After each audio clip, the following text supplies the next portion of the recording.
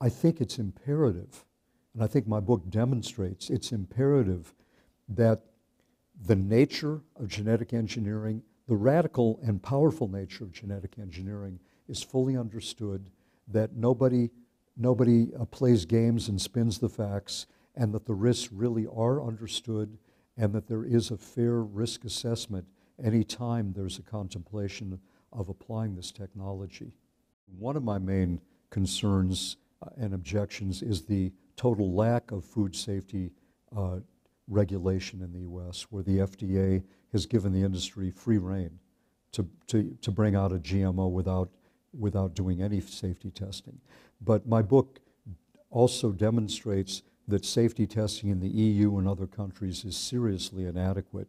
So I would say that it's the inadequate safety testing and also what I consider to be an unacceptable level of risk, food safety risk posed by these foods. And my book does, I think, do a sound job of demonstrating that the risks certainly are different than the risks of conventionally produced foods.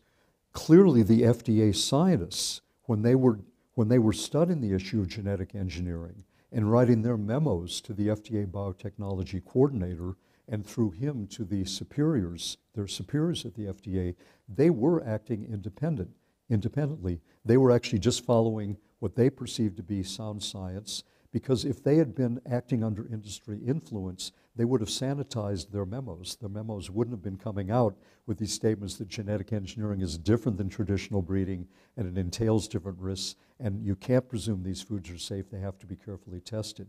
The fact that they made those statements in their memos indicates that they were operating independent of industry pressure.